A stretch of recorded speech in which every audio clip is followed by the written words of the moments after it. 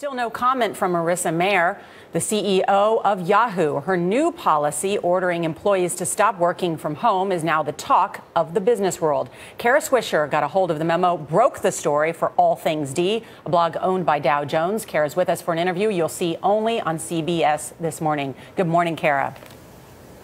Hi, how you doing? Good. So, wow, the reaction to this story has been fierce. You broke it, then on the front pages of the New York Times and the USA Today. Were you surprised by the reaction?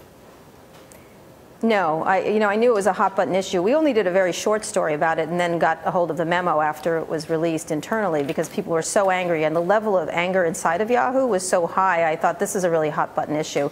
But it's really blown up because I think it talks about especially women in the workplace, because a lot of women do use work at home. But a lot of people in Silicon Valley, it's the same thing. Engineers, it's a looser culture in terms of work flexibility, and so it hits a nerve with a lot of people. Yeah, let's get at that issue, because many people agree with Marissa that, in fact, you need collaboration, and she's in a tough place. She's trying to rescue a company that hasn't been doing well, and collaboration is a good thing. On the other hand, there are people who say there are those who can only work at home because of whatever responsibilities they have, and there ought to be a better way to handle this than the way she handled it, almost tone deaf. Well, yeah, it's a blanket edict. I mean, that's really, I think, the issue. And she's kind of known for that. She was known for that at Google. And so I think what's happening is she's got to turn around this company, and it's in a difficult position, and she feels she needs to apply this heavy medicine. She started with the nice stuff, the free phones, the free food, aren't we a happy workplace? And she's got to now take very stringent, she thinks she has to take these stringent measures. All right, Kara, I have to ask you about Maureen Dowd, who spent her last two columns talking about women in Silicon Valley. And so today she writes this, quote, "Many women were appalled, noting that Mayer, with her penthouse atop the San Francisco Four Seasons, her Oscar de la Rentas, and her $117 million five-year contract, seems oblivious to the fact that for many of her less privileged sisters with young children, telecommuting is a lifeline to a manageable life." So let me ask you this. Why does Marissa Mayer need to be a role model for all working women and moms?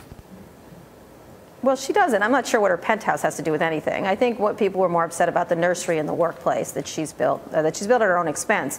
I'm not sure what the penthouse has to do with anything. But she doesn't want to be that. I think she said a lot of things that has caused controversy about it being easy to have the baby coming back really quickly. I don't really think that's the point here. I think it's a question of what kind of workplaces do we want, and should they be edicts from the company that had done something different before? And I think a lot of people want to talk about this instead of just having it handed down to them. But, she's running the company, so she can do whatever she wants. And what's your opinion of this whole thing? Your opinion? You know this community. I'm sorry? I mean, in other words, do you think that she's right to insist on this?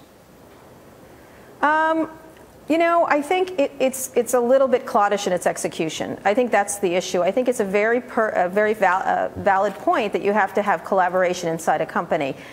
No other company in Silicon Valley does this, and they allow this flexibility. Whether Yahoo's at that dire a state that she has to apply this much pressure, I don't know. I mean, she was very upset about people not being at the workplace, at parking lots being empty.